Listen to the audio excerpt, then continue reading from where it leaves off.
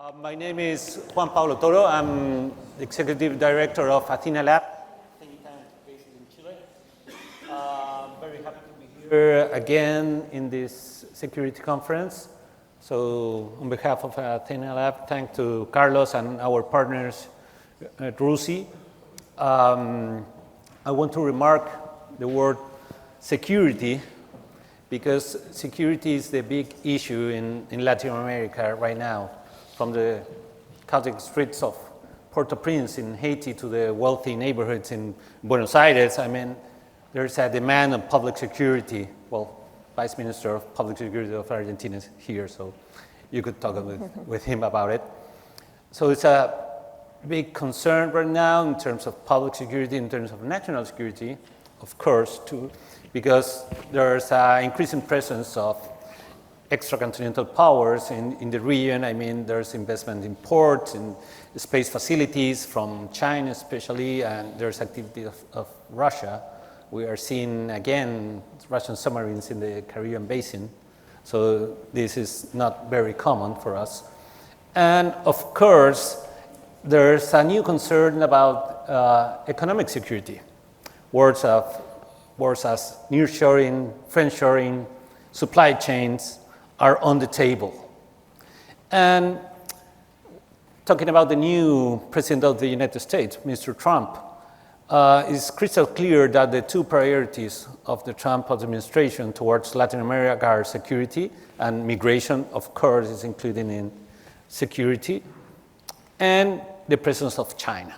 So these are the two priorities of the Trump administration, and we are trying to figure out what does it mean for us. To talk about these issues, we have a special guest here, two here in London and two online. First, I'm not going to read the all CVs of these people because they're too long and they are very, very important people in these fields. Here on my side is Kezia McKeague, I pronounce it? Kezia McKeague, Managing Director of McLarty Associates. Then here is Francisco Santibanez, is the President of the Argentinian Council for International Relations, best known as CARI, one of the best think tanks in Latin America in this field. Then we got Brian Fonseca, he's online. Brian, he's the Director of the Jack D. Gordon Institute for Public Policy, Florida International University. And last but not least, Juan Carlos Pinzón, former Minister of Defense of Colombia and Ambassador to Washington. So I'm going to explain the rules of engagement. I'm going to launch a first question for every participant here. They have between 10, 12 minutes to make some comments. After that, I'm going to open the floor to yours for your questions. So let's start with Francisco. I'm going to switch with someone online and someone here. Get some rhythm. Let's start with Francisco. For years and years, the Kirchner and Fernandez governments get very close to countries like China and Russia, in addition to Latin American leftist regimes. However, we see that in 1 year, Argentina is very close again to the United States, Europe, and even with good relations with the UK. Not an easy task, we know. How do you explain this successful comeback in terms of foreign policy? Thank you. Well, first of all, thank you for the invitation, and congratulations to RUSI, especially to Carlos, for organizing this conference. Sometimes it's difficult to focus in Latin America, with so many things are happening in the world, but as we will see today, and we were seeing Trump's foreign policy, it's an important region strategically. I will say that Milei, it's the outcome, it's the consequence of difficult situation in the region, of the many challenges the region is facing. Among them is crime, its lack of economic growth that makes it almost impossible to reach development, domestic polarization, and that here has created something that we're seeing in other countries, a rejection by the population of the elites, political elites. And Milei represented 1 year ago during the elections a rejection of the status quo. And that has to do with economics. Actually, he has bring new policies to the region in terms of economics, but also in foreign policy. So during the campaign, he was quite clear. He wanted to follow to very close to have an alliance with the US and Israel. And basically, he has continued that idea. And for instance, probably the most important decision he had to take at the beginning of his presidency was whether Argentina was going to be part of BRICS or not. The opposition candidate from the presidency was in favor of accepting the invitation. Milei was against that. But there have been other decisions that were difficult decisions that many countries in the region now have to face, and this has to do with the dispute between China and the US. There were conversations in the previous governments about the possibility of buying military planes from China. That will be the first time that China introduced these planes in the Western Hemisphere. Milei's government, Juan Bataleme, who's here, had a different position, and got, as a consequence of having better relations with the US, Argentina got some F-16s from Denmark. So as you mentioned, it was a clear change geopolitical in the case of Argentina. So this relation with the US now, so I would say, is based on values. Milei really admires American capitalism, but also on interest. No? And that's the big question now with Trump's in government. Of course, Milei wanted Trump to be president of the US. There are clear similarities in how they think about many issues. And short term, I think Argentina will have support from the US in the International Monetary Fund. That's important to lift capital controls, to have more investment, and the economy to grow. And then it's not just Argentina, but I think the region is waiting to see what will be the strategy of the US in terms of trade, of creating incentives for Americans to invest more in the region. And that, I would say, is the priority of Milei today. No? How we can get more investment from Western countries, and specifically from the US. Thanks, Francisco. Let's go with Brian. Hello, Brian. Can you hear me? Okay. Good morning. I can. Yeah. Good. Brian, one of the President Trump's first executive order was to request that the Mexican cartels and other criminal groups be declared terrorist organizations. How do you interpret that decision, and what will be its possible effects in the region, especially in Mexico? And there's an opportunity of cooperation with countries as the UK or the US with a lot of experience tackling terrorist organizations? Thanks.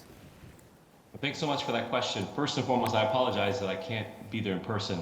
I certainly look forward to this event every year. And again, it's unfortunate I couldn't be there in person, but really grateful for the opportunity to still weigh in virtually. It's also an honor to be a part of this distinguished group of thought leaders. And so I'm grateful to Carlos and RUSI for pulling this together.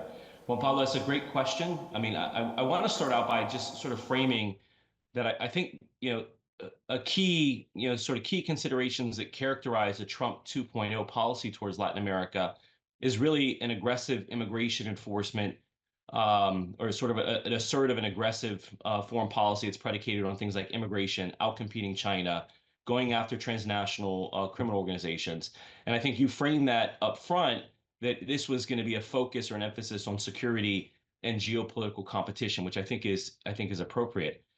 In the context of the specific question you asked about drug cartels being designated as terrorist organizations, this was the executive order that Trump signed that would officially designate drug cartels as terrorist organizations. And I think the spirit of the executive order was to grant the U.S. government more expanded powers to impose broader economic sanctions, restrict travel, and potentially leverage the U.S. military against these groups, particularly those that the U.S. is looking at very intentionally in Latin America.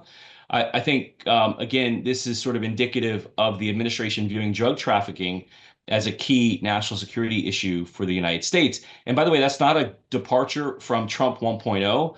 I think during the first Trump administration, there was also a lot of talk about, the importance of, going after illicit, violent non-state actors in Latin America as part of his foreign policy towards the region. Now, with respect to this specific executive order, it does a few things. I mean, it declares that cartels are a national security threat beyond sort of traditional organized crime. It accuses cartels of conducting campaigns of violence and terror across the Western Hemisphere. I mean, this is all sort of language that's been framed around the executive order. And what it does is it sort of adds to the tools that the United States currently has to pursue these organizations, except it gives some expansion. So, for example, right now the U.S. has legal tools such as criminal charges, sanctions to combat cartels. A terrorist designation of those cartels would expand those options significantly. And I think one of the most important elements of that would be the ability to prosecute things like material support. In other words, not just targeting cartels, but being able to prosecute organizations, perhaps pushing on countries that may be providing resource or material support to criminal organizations. And of course, there may be some pros and cons to that approach, but I think that's the real spirit of why the U.S. has designated cartels, terrorist organizations, to get access to sort of those expanded, opportunities to target the infrastructure around cartels. Now, of course, experts and folks are weighing in on certainly what some of the limitations or challenges might be. For example, the impact on businesses, companies that may be engaged in doing business with or around cartels unknowingly may be collateral damage because they could be open to prosecution, and that could be an issue. There could be other consequences like impacts on sort of migrants moving through the hemisphere, whether or not they come in contact with cartels and how that might play out as they pursue sort of legal paths or asylum paths, which are legal to citizenship in the United States, or at least residency in the United States. And the other thing it may potentially risk is the threat of military action and some miscalculation in the hemisphere with the potential deployment of the U.S. military to combat that.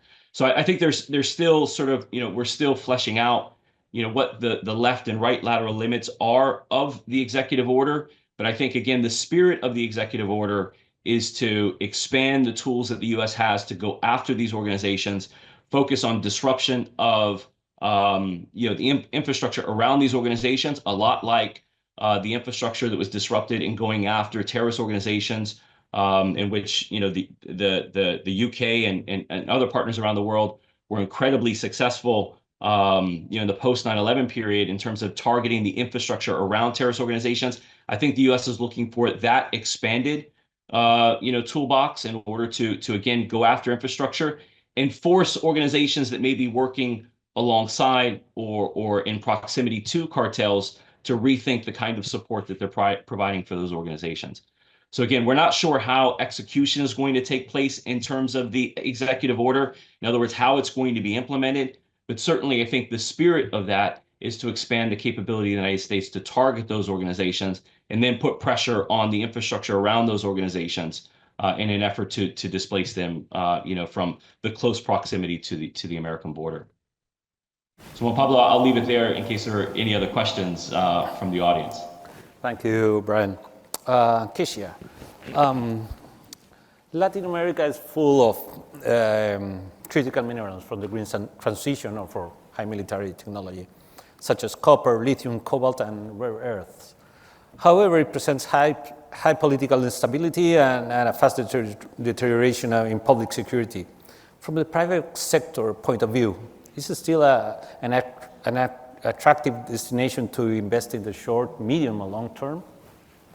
Thank you for that question, and thank you to Carlos and the RUSI team for the invitation.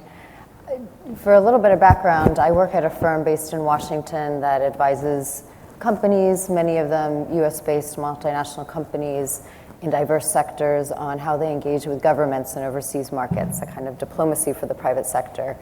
And in my work over the last few years, I've increasingly become interested in the mining sector.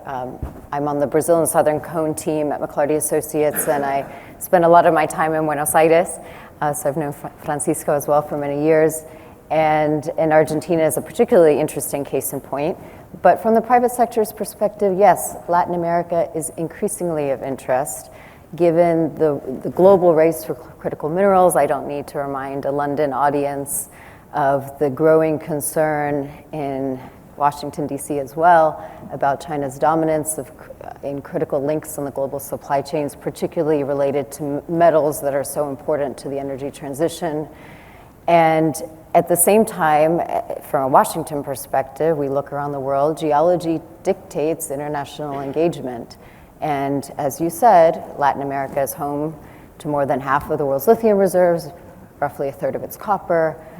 We have to look at Latin America. At the same time, there's a disconnect between those untapped reserves and levels of production.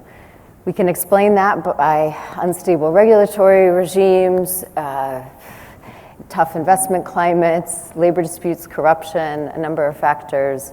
But some of that is changing, and geopolitically, of course, the region is very far from global centers of conflict.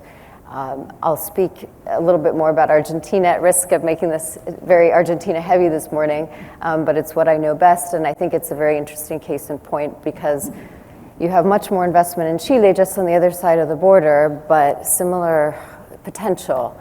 And we see in the last year, of course, a stabilizing macroeconomy, an improving investment climate, and I advise to companies considering significant investments in copper projects in Northwest Argentina.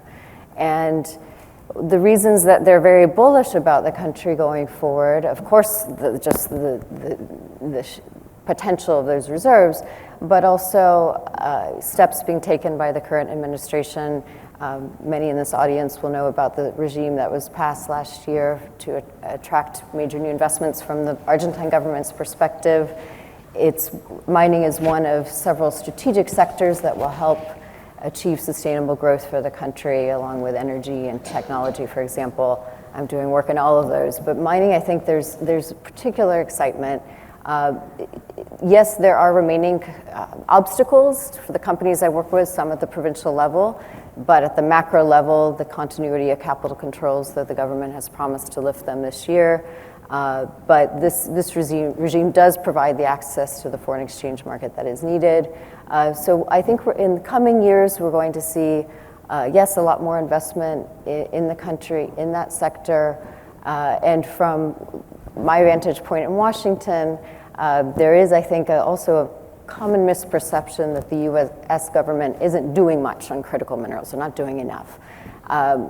There's actually a bipartisan consensus and one of the reasons that the Trump administration will need a good relationship with the Milei administration and others in the region, like Chile, Peru, Brazil is a tougher case, is because of the existence of these critical minerals. So they're a real thread through all our bilateral relationships as well. You can criticize the US government perhaps for not having much of a strategy, and there are a lot of cooks in the kitchen. There's no single mining agency. But when we think about the region, critical minerals is going to be one of the strategic interests for the United States to maintain a very close look at Latin America. And as we already discussed, that will be a huge theme for the Trump administration in the next 4 years. Thanks. Juan Carlos, good to see you again.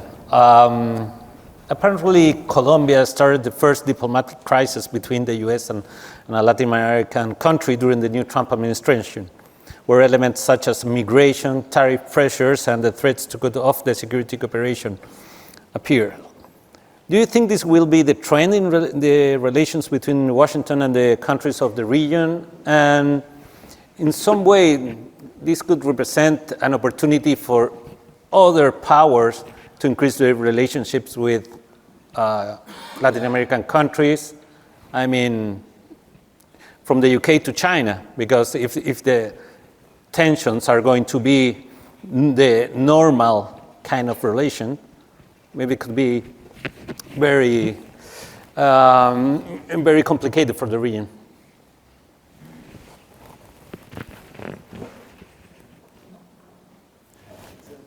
Sorry, we can hear you. Your mic. Mike. Yeah. Buenos dias. Good morning, Juan Pablo. Good to see you, and good morning to all. Carlos, thank you so much for having me here at RUSI. I really wanted to be in London. Who doesn't, right? But sadly, I had to do it via Zoom. I'm here today from Panama, so it's a pleasure to see you this morning. Look, first, in answering a question focused on Colombia, let me just remind you on the context of the situation in the region. The geopolitics of Latin America is becoming quite interesting in the sense that we have more and more influence of governments that have some kind of ties with either the old school Cold War perspective, very much anti-West or disliking the West, and finding ways to oppose to the traditional Western set of values. Some of those leaders in specific countries come from a background that they were raised in the 70s, probably with a different perspective on democracy. But they got to power, they have raised to power via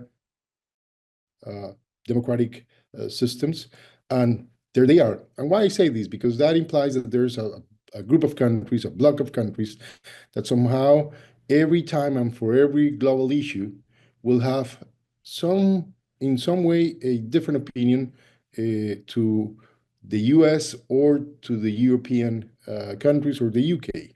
I'm going to give you some examples. The war in Ukraine, many of them have decided to declare themselves as neutral.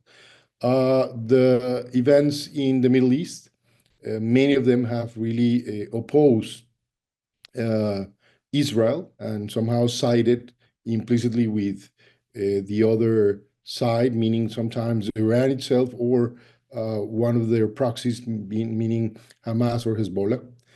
And even on a global power perspective, they have become more welcoming to the China's presence in economic terms and other activities in their own countries. But in addition to that, there is a strong increase of the size and presence of organized crime all along Latin America. You see the case of a country like Mexico, where the policy of abrazos no balazos from the past sexennium that has moved onto the current one has somehow the consequence of a strengthening cartels influence, the strengthening presence of those cartels in the political arena, and at the same time controlling territories and other businesses beyond drug trafficking, including human trafficking and potentially other activities related to crime, meaning money laundering or weapons smuggling. That happens in countries like Honduras. You see that somehow in countries like Colombia, that sadly we progress more than any other country in the region for 20 years up to the year 16 or so, 15. And afterwards, the country has been going backwards again, slowly but steadily, into increasing presence of illegal economies taking place and strengthening organized crime groups. Not to forget what is happening in Ecuador as we speak, how the state has been challenged by criminal bands, even from jails, or what has happened in countries like Brazil, or even countries so far as Chile and Argentina, where we have specific cases of organized crime taking a stance or deteriorating the security conditions in countries that historically never had such kind of cases. And not to forget the fact of Venezuela itself, where you have a Venezuela that can be easily described beyond the fact of a fraud that did happen in front of everybody and with the criticism of all major Western powers, with some impunity in the sense that nothing has happened as consequence to those that made such a fraud and put at stake the stability and the credibility of democratic values. They very much related to organized crime in activities such as drug trafficking and illegal mining of gold and cobalt, coltan, among other things. So I present this picture just because we got to understand that context, of course, has made Latin America a more attractive chessboard for a new Cold War, if that's what's going to happen or if that's what's happening. We know very well that the layers of the new Cold War probably are not the same of the one we had between the West and the Soviet Union bloc before. Apparently it's different, it's more sophisticated, it's more hybrid. If you want, you have, of course, the cyberspace, the economic power space, and somehow some level of power struggle via political tools, but that in the case of Latin America is joined by the presence of this organized crime and the connection with politics in very specific cases as I described. So I wanted to present that picture because that creates a very complex chessboard in Latin America in this global power competition phase that we are seeing right now. That leads me to what we just saw in the case of Colombia. The president of Colombia, sadly for months, if not years, have taken a stance that is very much away from the Colombian traditions and what has been described as the very strong diplomacy of Colombia along its history. Colombia, sadly, has been a country that domestically has been in conflict for years and decades, and there are multiple ways and sources of confrontation. Certainly is illegal economies, especially drug trafficking and illegal mining, that have explained the activities of crime and have allowed the funding for multiple cartels, later guerrillas, later narco guerrillas, and so on, and today multiple criminal bands. But by saying that, there are some specific events like President Petro coming to the city of Berlin and expressing his sorrow for the fall of the Berlin Wall some years ago. And of course, that was unaccounted, but somehow there was a ledger somehow in the US and in other places saying, well, why are these guys saying this? Later on, Colombia moved from being a clear supporter of Ukraine to neutrality, which you know what means in the case of that conflict. And then during the Middle East conflict, Colombia even broke its relations with Israel, that had a very strong and long relation, and somehow demonstrated support for the proxies of Iran and Iran itself. Not to say that even the Hamas terrorists even celebrated that kind of support they felt they got. And more recently in the region, in Latin America, our neighbor, Venezuela, the Siamese brother of Colombia, went very away the traditions of this part of the world and made a fraud, and Colombia decided to take some kind of neutrality, at least Petro making that perspective. In the past weeks, he was referring very much with words and multiple speeches, even one in Haiti, against the incoming administration in the US. And then in the process of deportation, that is not a new thing. Deportation is something that has happened in Latin America and in Colombia for multiple years. He decided to stop one of these deportation flights that was flying into Colombia and turn it back to the US. And of course, that created the storm that the country saw last Sunday, with a threat of multiple actions against not only Petro and his government, but unfortunately, I have to say, to Colombia as a whole. There were actions that implied tariffs, there were actions that imply financial sanctions, and there were actions against movement of people, mainly visas, or even those that had visas had a different kind of screening into the US. So it was like all the way kind of sanctions for the country of Colombia. And the reflection to me is one, from the side of what the Petro administration did, somehow it was a buildup and it was a consequence of that behavior that it ended frustrating even the Biden administration before, although they handled it differently.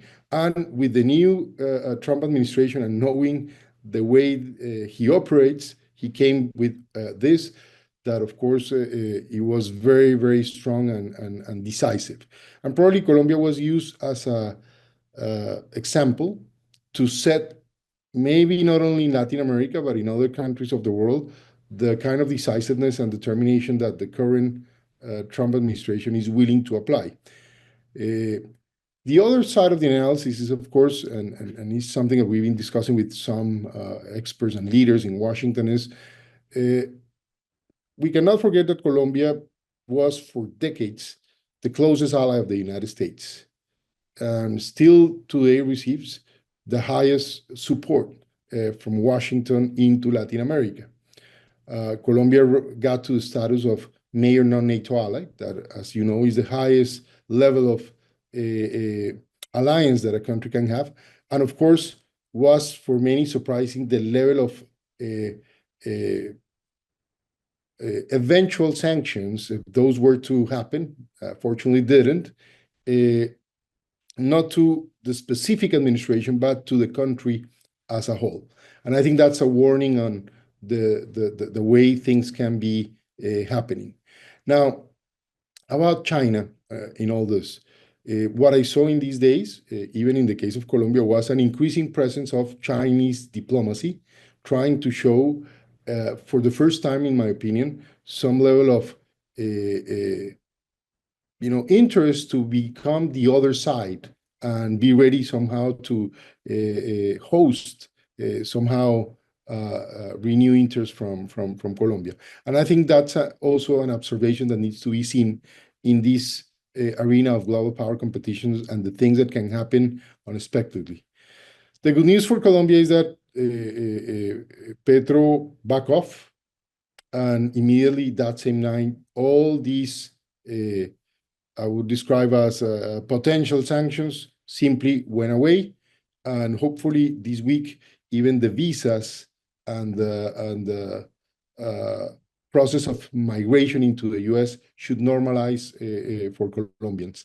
But I think it's an interesting example on how the reality is being set in a context that appears to be extremely complex, as I described for Latin America, which means that other countries can be in such trouble. We cannot forget what has happened here in the debate of Panama Canal, even Greenland, which is a European and North Atlantic conversation, somehow is something that happens in the Western Hemisphere as well. And I think all these will have developments, and not to forget the strong position that Brian described very well against cartels and other criminal bands described as terrorist organizations, with have implications in terms of the potential use of military force when available or necessary against such threats. And I think it's important to see all this context and be ready for new surprises, but at the same time to understand that there are some players in Latin America that not necessarily are on good faith, and they are playing with all agendas that are renewed in a new era of global power competition. And as I insist, the presence of organized crime has become extremely challenging for the stability of the region and its democracy. Thanks, Juan Carlos. Well, the floor is open for your questions. Please identify yourself. There's a question, the lady here in the front, please. There has been a ballooning effect of US sanctions, and we have seen that it's not always in the direction that it is expected. Actually, for instance, Venezuela has tightened its economic, diplomatic, and economic policy, and it has strengthened regime allies. So how should the US and the UK, especially in this instance, address the use of this expansionist policy of over abusing sanctions and introduce a new metric, a new direction in also accommodating the punitive effects of ordinary citizens in this case, and also the strengthening of regime allies in the region? It's a great question. Thank you so much. And maybe I take a first shot at it, and certainly if any of my colleagues want to weigh in, I'll cede the floor to them. But I think you're absolutely right. I think the United States has gotten very comfortable levying sanctions. We have a saying in Miami that sanctions for American foreign policy is a lot like Vicks vapor rub for Cuban grandmothers. Whenever you have a sickness, you slap it on, right? And it doesn't matter what the sickness is, you apply it. And I think that's pretty consistent with the way we've seen the U.S. levy sanctions. It's one of the easiest instruments to apply fairly broadly, in sort of advancing or attempting to advance American foreign policy interests. The challenge is sanctions alone do nothing to really affect the end state of what American foreign policy is attempting to achieve. And we've seen that case after case after case. You can look at Cuba, you can look at Iran, you can look at sort of post Russia, Ukraine, and the sanctions levied against Russia. And of course, as you point out, now years of sanctions against Venezuela. And what we've seen is that those countries, band together and they work to weather the storm of American sanctions. And they've done it, successfully from the perspective of it has not, provoked regime change in those countries, or the countries they're seeking regime change. Instead, it's created sort of dire situations for the populations. It's caused, certainly economic hardship, and has further, I think, destabilized countries that, probably the U.S. would rather not. Particularly countries in the region where what you see from that is a product of migration and insecurity. To that said, I think the important part about sanctions is sanctions alone are not incredibly effective unless paired with a more comprehensive policy approach, right? Or leveraging sanctions in a far more targeted way. And so, I just recently published a piece. It was very provocative. So I'll sort of lay out the provocativeness here. And it was really focused on how should the U.S. leverage targeted sanctions and broad sanctions in a more effective way. Right now, the U.S.'s biggest challenge in Venezuela is that it lacks any real meaningful leverage to affect change in the near term or long term. Essentially, we pulled the American private sector off the ground. We've only had intermittent diplomatic engagement. Economic, sort of connective tissue has been displaced over the last few decades, and so the United States doesn't have any real meaningful leverage on the ground, aside from some targeted sanctions, restrictions on flights, things that have not been incredibly powerful in displacing the regime, which is clearly a regime given the post-July 28th landscape. We're no longer, dealing with questions around, sliding of democracy, but rather a clear dictatorship that has seized power. And so the issue is that the United States has to be far more targeted and intentional in its use of sanctions, right? You look at the U.S. sanctions in Venezuela, but yet you still have, countries around the world that are still engaging in, Venezuelan oil, for example, which is its most important economic activity, and an activity that keeps the regime going with any, with little consequence.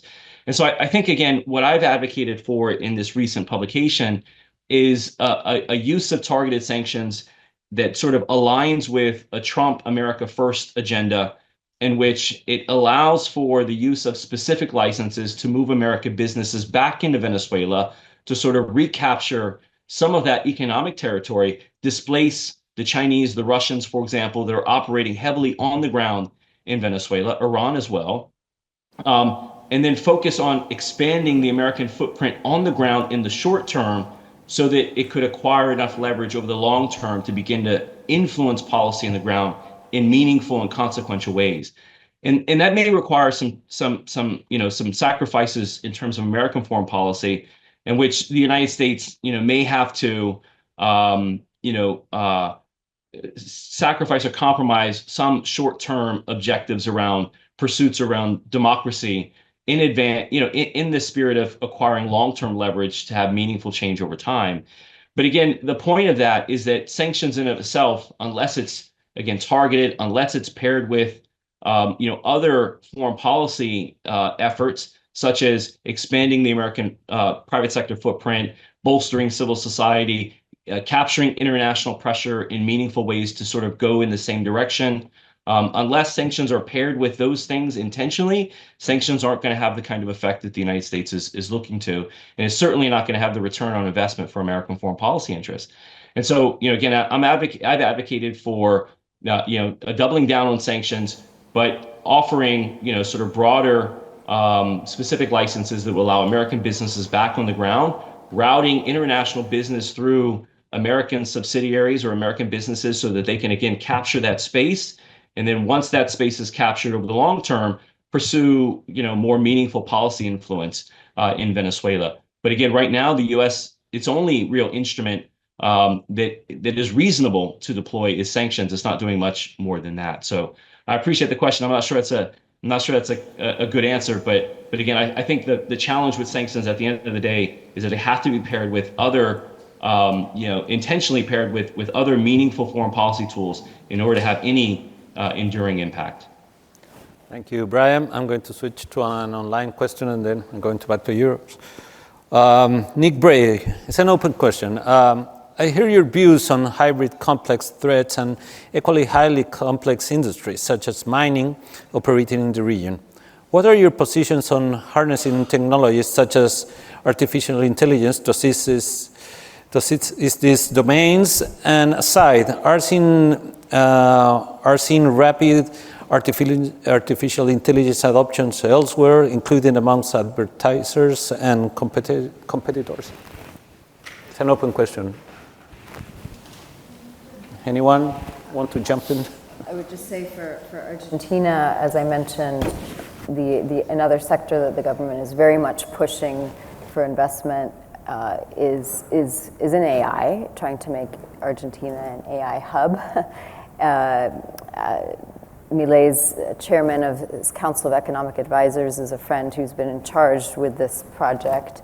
And Milei has visited Silicon Valley in the last year and met with a number of CEOs of big tech companies as he tries to attract investment. I think it's still early days. But clearly, when it also comes to the mining sector, one of the obstacles is a tremendous infrastructure deficit. I'm not an expert on AI by any means, but I'm following that debate with regard to what Argentina is doing at the moment. I'm not sure if you add anything to that. Maybe it has to do with this, but it's broad, no?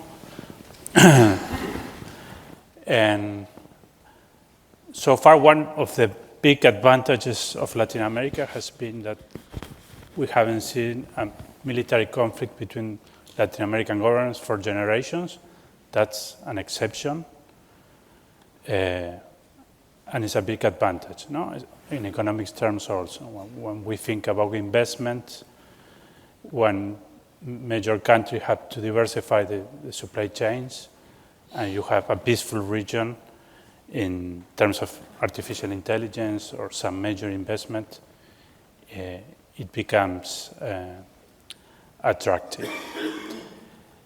What we were discussing before is how to maintain that, no? To preserve that reality. Maybe the strategic nightmare for our countries is that we become one scenario where conflicts between world powers are fought, such happened during the Cold War.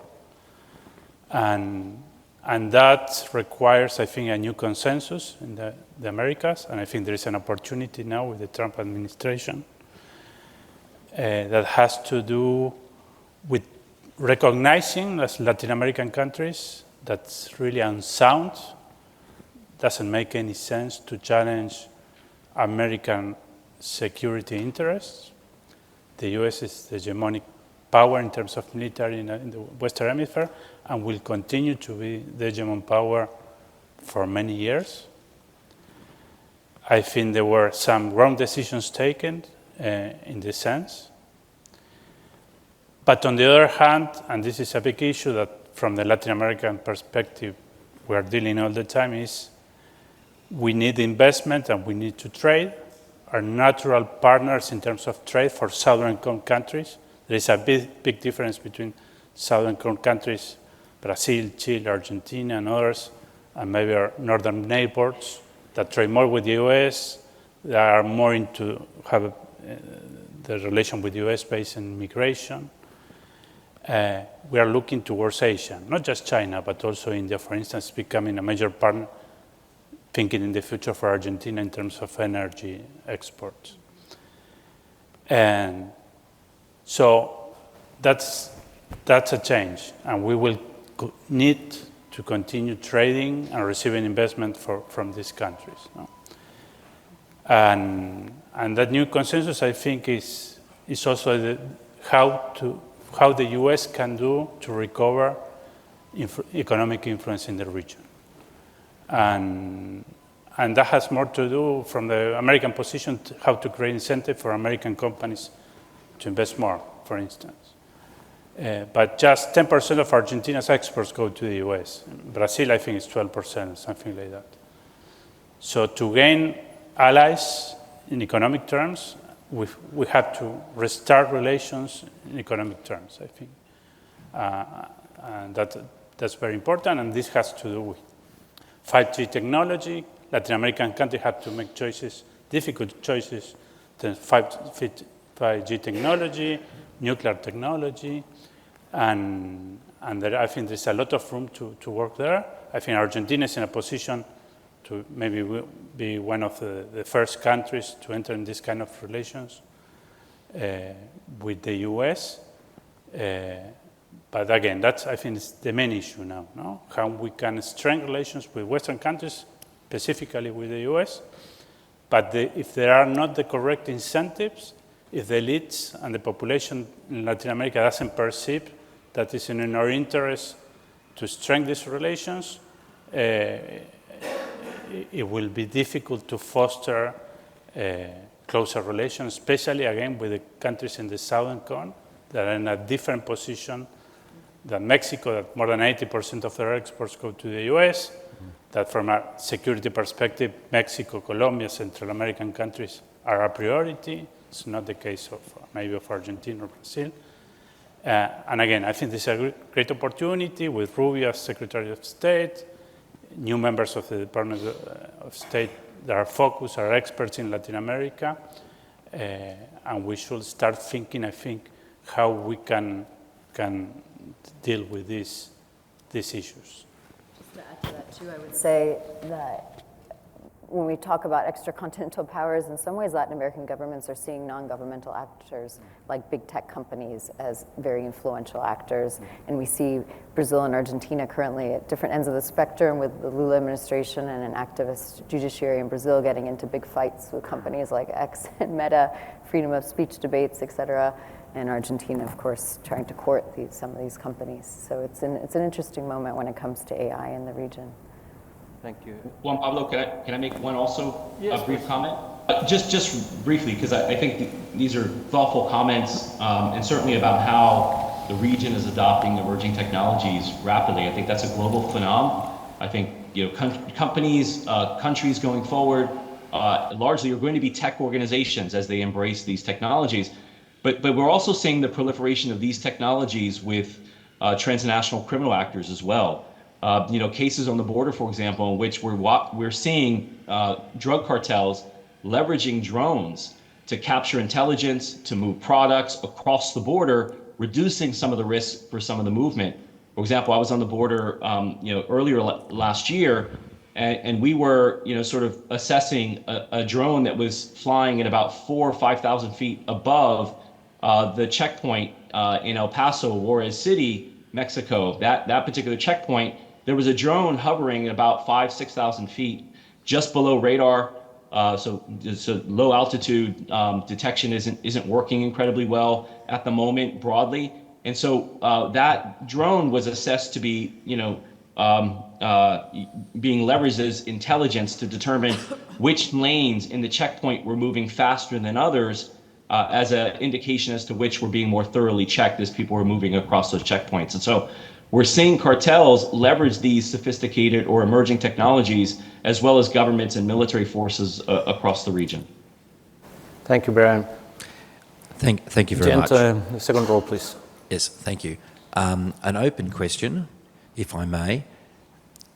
There's a significant Latin American diaspora in North America, in the Iberian Peninsula, but elsewhere.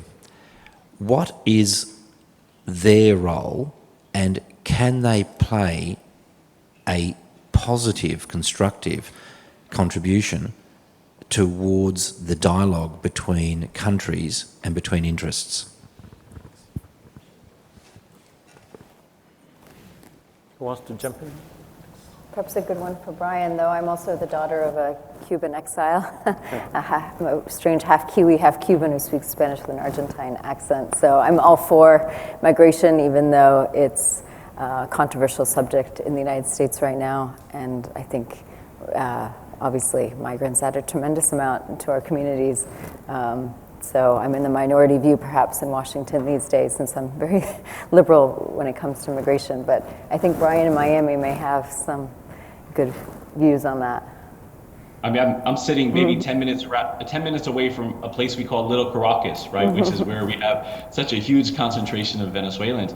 I mean, look, at the end of the day, we now have a Secretary of State that's a first-generation American whose parents, sort of fled to the United States to escape Cuba. And if you look across the ranks of some of the political appointees being, placed in the Trump administration around Latin American policy, these are largely, either sons and daughters of immigrants that came to the United States. Many of them are first generation. Several of the ambassadors that are now coming back into the administration are, first generation Americans. And so at the end of the day, I think there's tremendous connective tissue between the diaspora and the region.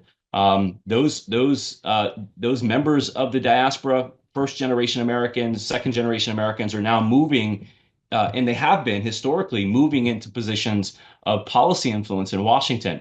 We often said that some of the most robust policy towards Latin America was being shaped by the Marios Diaz-Balarts, the Ileana Ros-Leightonens, the Marco Rubios, those sons and daughters of immigrants. And so again, I think that connective tissue is very powerful.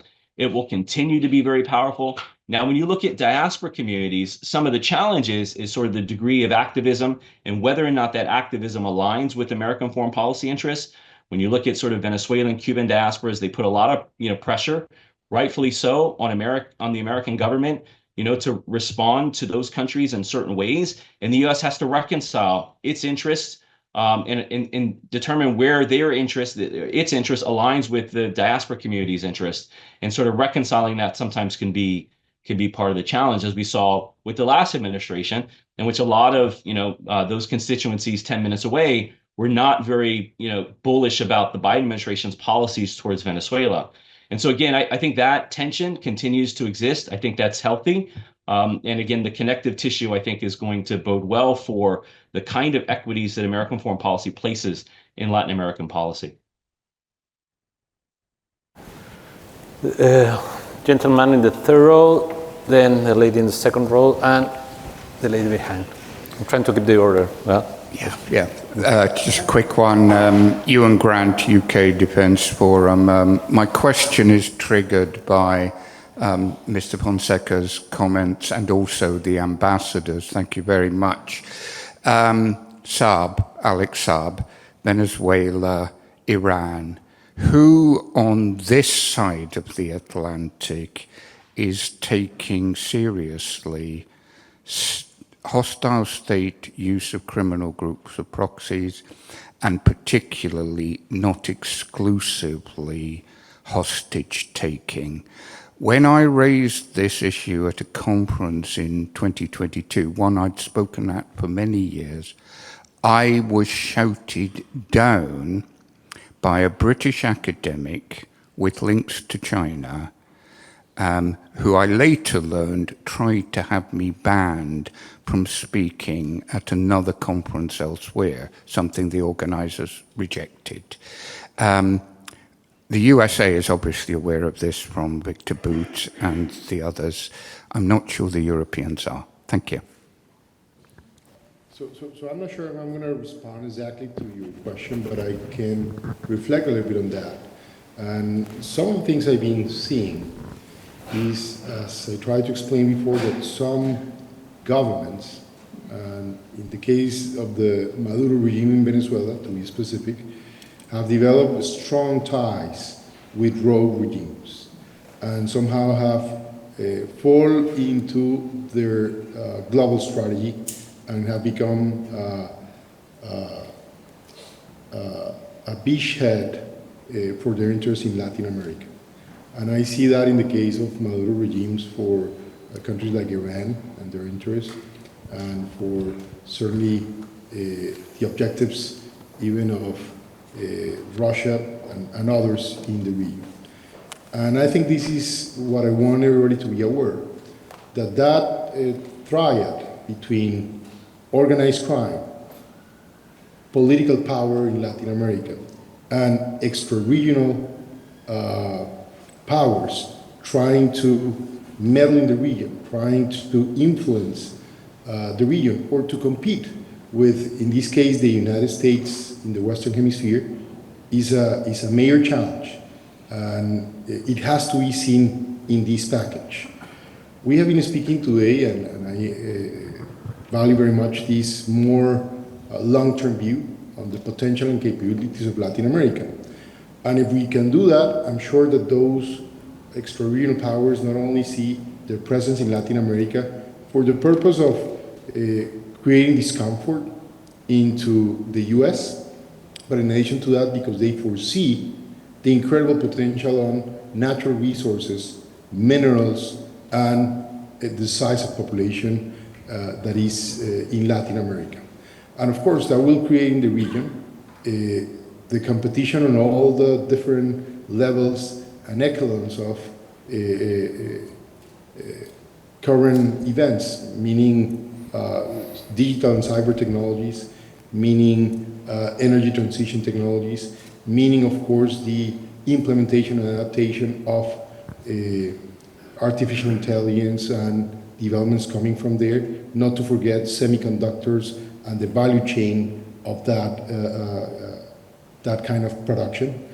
And sadly, some governments, like the regime in Venezuela, but some others that are becoming somehow friendly or opening their doors for that purpose, or even sometimes playing double face.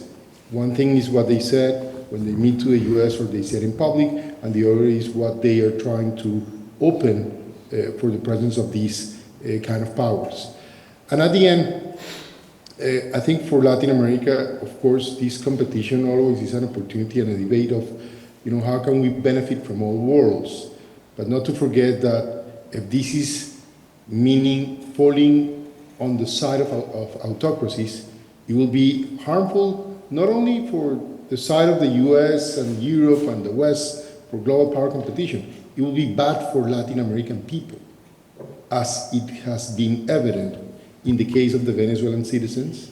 And even on my own country, I have to tell, in the past 2 years, about 1 million Colombians have left the country. And that appears to be, some normal figure.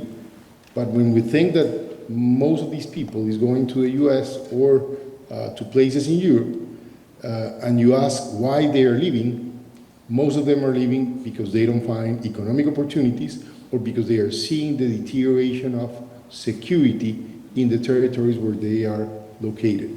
So this will continue to be a factor of friction in the relationship between the US and the region.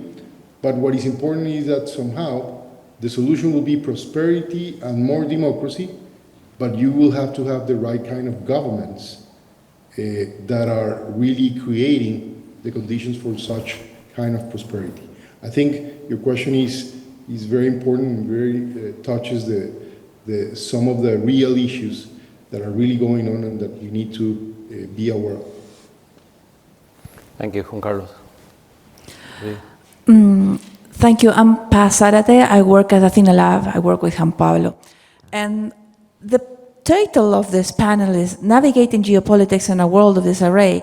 We have mentioned the US, Baroness Chapman did, the influence of China, but we have not spoken, except just now the gentleman before me, about the moves of Iran and Russia in our region. And I specifically want to ask Francisco for your views, because Argentina has been the only country under the Peronist government of Alberto Fernandez and now under the Milei government to even just ask questions about the recent alliance that Russia has concluded, a widely comprehensive alliance between Bolivia and Russia, and before that between Bolivia and Iran.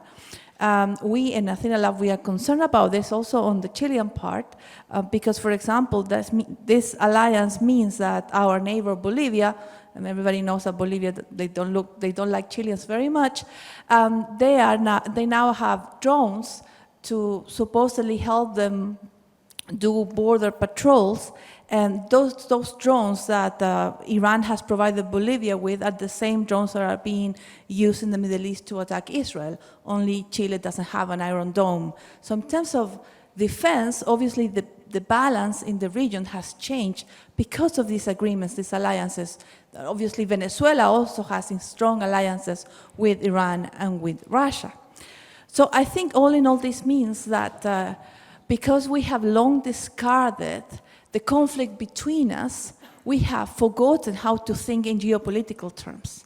And so I think it's one reason why I think there isn't much even talk about this in the press in our region, except in Argentina. Maybe because you also have long developed geopolitics as a discipline. So I want to ask for your personal view as and obviously representing CARI, that is a place where this thought is really developed. Maybe Brian wants to chip in, but I think we cannot be oblivious to the fact that this is happening. I was in Ukraine recently, and the number one question that I was asked is, what are Latin Americans saying about these movements of Russia in South America? And I was saying, except for Argentina, no one is saying anything.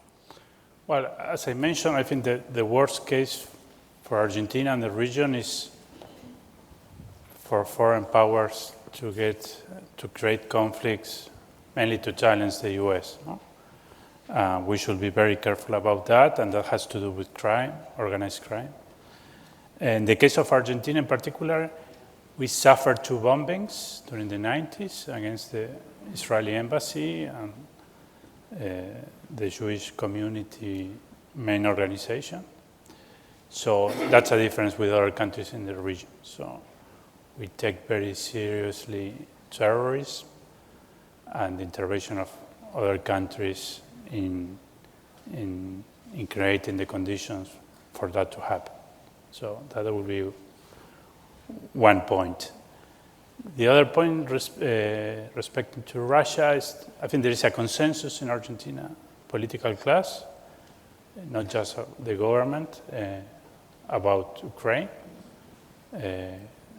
Argentina has opposed it openly, and that threatens an international order that favors countries like Argentina. We have been quite active in that sense. Russian presence at least at the southern count, is not economically relevant. It has been politically relevant. It may become politically relevant. But in that sense, it's a clear difference with China. China is a major presence in the region. We were able to oppose openly Russian invasion of Ukraine, in part because it doesn't have a lot of consequences. But again, I will say that Argentina, because of its history, has been more involved in rejecting any role foreign powers can have in supporting terrorism. Just a couple of ideas about Argentina's position. if it's okay, Juan Pablo, since I was referenced, I just want to, I think that there's been somewhat of a change over the last decade in American foreign policy to really appreciate the geopolitical landscape that we're in today. If you recall, back in 2013, then U.S. Secretary of State said that the Monroe Doctrine was dead.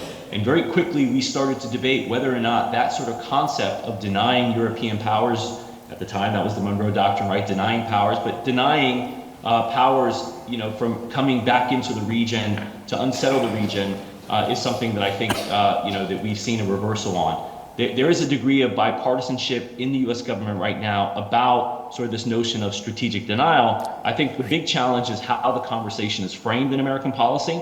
You know, some look at actors, you know, Russia, Iran, China, as threats. Others want to place them in the context of you know, competitors or competition. But I think that's a fairly bipartisan, is that the United States needs to play in the geopolitical landscape a little bit more aggressively in terms of trying to, you know, strategic denial, right? Sort of that goes back to Monroe Doctrine about strategic denial. And it's really about sort of ensuring that the hemisphere is for the hemisphere and displacing countries that we know are coming to the region in ways that undermine the security and long-term enduring economic prosperity of the region. And I think that's something you're going to see far more aggressively in sort of the new U.S. administration's foreign policy rhetoric towards Latin America. You're hearing that very clearly from Secretary Rubio, who's been assertive about displacing you know, powers like Russia, Iran, China from the region, unless they're contributing to the enduring prosperity and security of the region and are not, you know, misaligned with American foreign policy interests in the region as well. And again, I think that we are going back to a space in which, you know, geopolitics sort of rules the day in terms of how countries, you know, navigate their foreign policy landscapes. Thank you, Brian. In the back. Thank you so much. My name is Gala Riani. I'm with SRM. We're a risk and intelligence consultancy. My first question touches, two really quick ones. First question just touches on what we were just talking about in terms of specifically Iran, but also I'm thinking Hezbollah, right? These are two really important players in the region. But I would argue, having looked at the Middle East a lot, are at their weakest point than they have been for a very long time, possibly ever. Do we expect that to change the way in which they engage with the region? Do we expect them to double down on those relationships because of the significance that has? We've seen Hezbollah do that in the past. Or is this an opportunity actually for others to displace them because they are less well-resourced, they are distracted, putting their attention elsewhere on real sort of critical issues to them locally? My second question is just around, you know, we've talked about the US a lot and the sort of changing policies around immigration. The Trump campaign at one point talked about taxing remittances into Latin America. I'm wondering what potential domestic security implications we may expect, particularly from the sort of frontline countries, but also countries that are transit countries for migration flows. We've talked about cartels, who obviously have a role here. Sort of what may be some of the domestic security as well as socioeconomic consequences? Thank you. Thank you. Anyone? I'll cede to the ambassador or anyone on the stage, but I certainly have some thoughts if I may. All right, let me jump in. So let me tackle the last one briefly. Again, I think a Trump 2.0 you know, approach to the region is going to focus on, you know, four fundamental things. The first is, and you're already seeing it, aggressive immigration enforcement and deportation policies. I think that is going to affect the relationship between the United States and the region, as you pointed out, sort of border and transit countries. We talked about the designation of drug cartels as terrorist organizations. I think that's going to be another big element. We also referenced the confronting China's influence, and then looking at, again, Iran, Russia, and others that aren't aligned with American foreign policy interests, and sort of how we compete with those countries in the region in the spirit of advancing the regional interest. And then lastly, and we saw this in the case of Colombia, the use of economic leverage to influence regional policies. I think the incoming administration is going to do that, you know, far more aggressively. And again, it's going to be a foreign policy that's framed around a more assertive unilateral approach to the region. And again, I think if you look at the cabinet picks, that suggests that folks like Secretary Rubio and Landau are going to be unapologetically asserting American foreign policy in a unilateral and sort of aggressive way. And so I think that is going to create tensions, undoubtedly. And we've seen some of those tensions, unfold as the ambassador is referencing around Colombia, for example, who, by the way, I'll just point out, an old friend who has done an incredible amount of work in deepening the Colombia-U.S. relationship. The ambassador has been such a central part of that. And so to see where Colombia-U.S. is right now, is a departure from where we were in the past. But again, a reflection of the sort of political poles that both of these governments, represent. So again, I think those are the framing around sort of U.S. policy in the region in a Trump 2.0 administration. Going back to the first part of your question, I think that's absolutely right. I think if you look at Hezbollah and Hamas, they're at among the weakest point that I've seen. And again, my instinct tells me that there's going to be a sort of contraction of the types of activities and the type of engagement they're afforded in places like Latin America. I think that's going to be combined with an additional pressure from U.S. Department of State. Secretary Rubio has already gone on record, confirmation, asserting that he's got Hezbollah on the ropes, and they're going to go even harder in terms of trying to put that out. And I expect that to be the case, and I think the U.S. is going to rally those in the region to follow similar suit in terms of pushing back on those organizations. And I think, again, to your point, and it's a great point, this may be a time where you see a far more aggressive offense because those groups are on the ropes. But we'll see how that unfolds. Maybe I'll stop there. Thank you. May I comment a little on that? Just briefly, I fully concur with what Brian just said, but I would add two things. One, I think that the good news on having Secretary Rubio and some others in the team, like National Security Advisor Waltz and others, is that this is a group of people that comes very well informed. They are thoughtful about these issues, and they have confronted from their own positions in the past the realities of these organizations like Hezbollah and others in Latin America, and this presence of organized crime as a whole in the region. I value that very much, and I'm hopeful, and I think they are just starting in the process, so we have to see how they can evolve and hopefully succeed onto this. But on the other side, I will touch base again on the fact that the environment in Latin America, as of today, is very favorable for organized crime structures to be used for multiple political and geopolitical purposes. And if you are Hezbollah, that in the past have been in place in several places in Latin America, in Colombia, in Venezuela, in Panama, in Paraguay, Brazil, even Argentina, of course, for different reasons and different occasions, but in many cases very much related to the funding of that organization in the Middle East and somehow global intentions. We cannot discard that precisely because that environment is around, because some regimes in Latin America or governments, even in democratic elected, are allowing the presence of organized crime in a strengthening position, that they continue to use those ties and those realities as an opportunities to keep funding, and by the way, eventually to provide, I don't discard as a hypothesis, training or even coordinating even political, I would say even terrorist actions.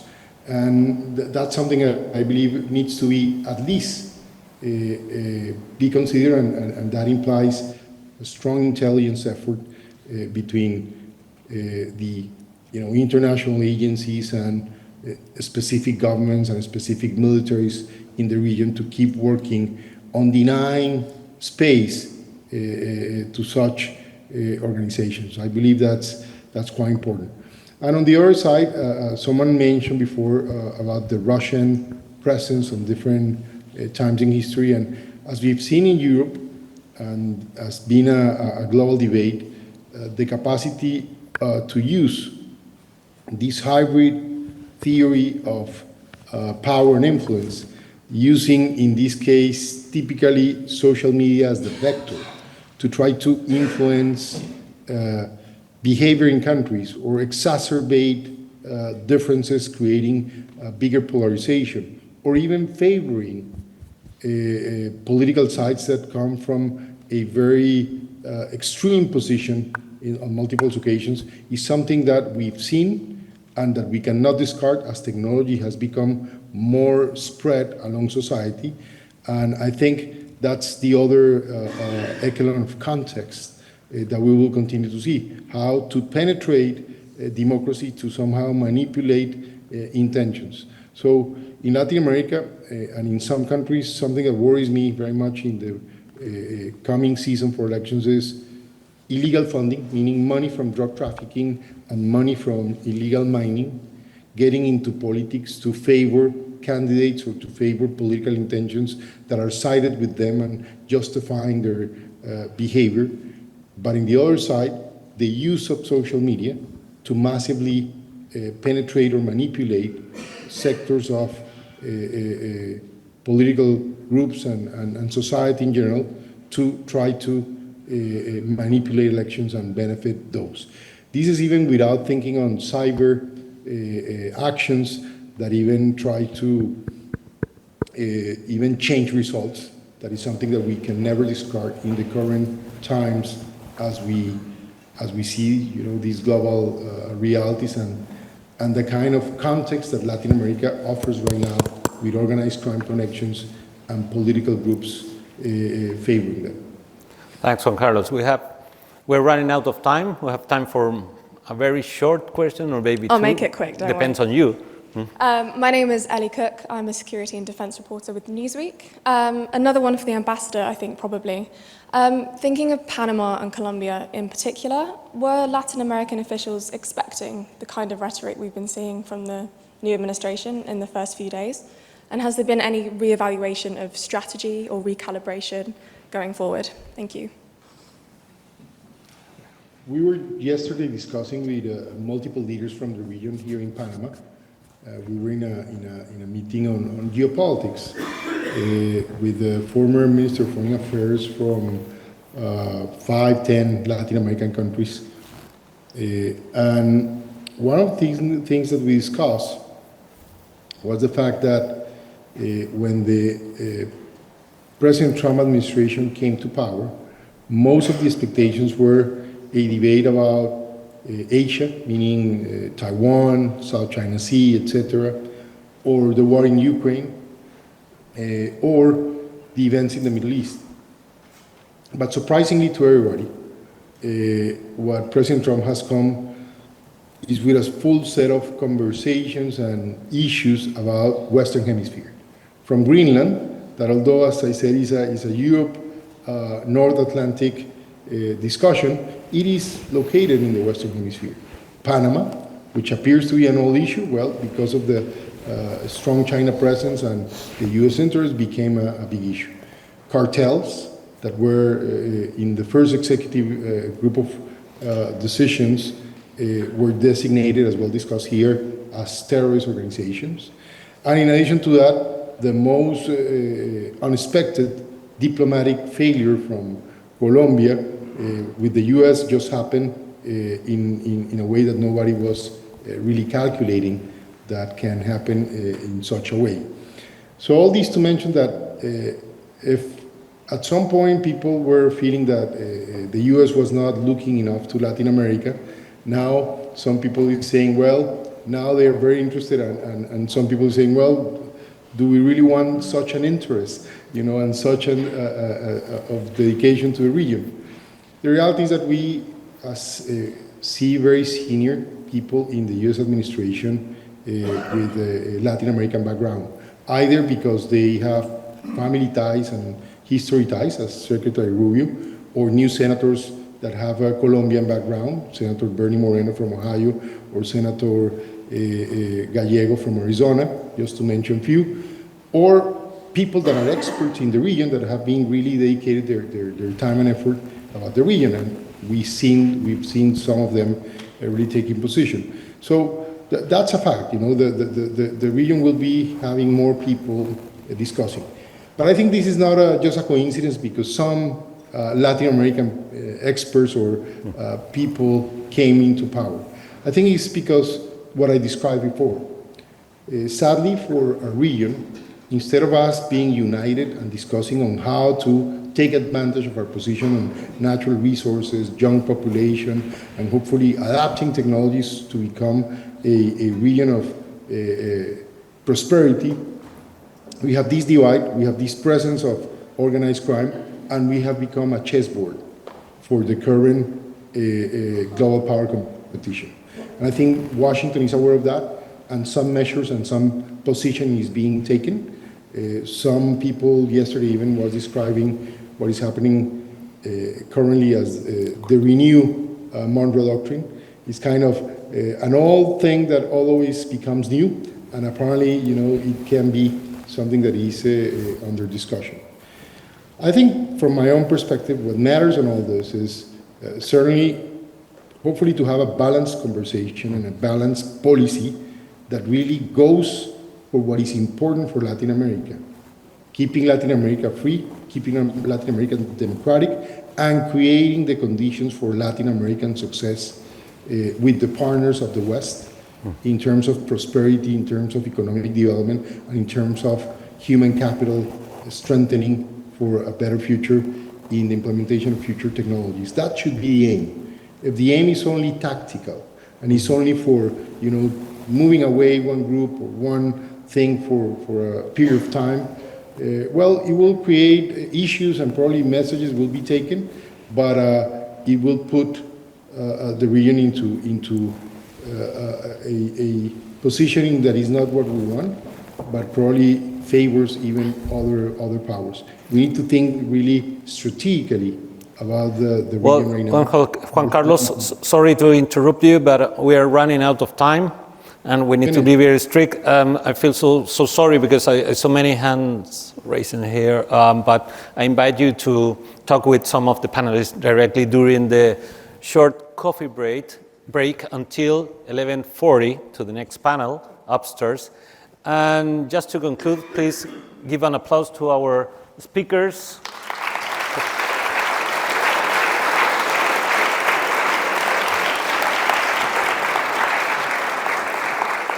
And it's been an honor to be here, and thanks Brian, Juan Carlos, to join the panel.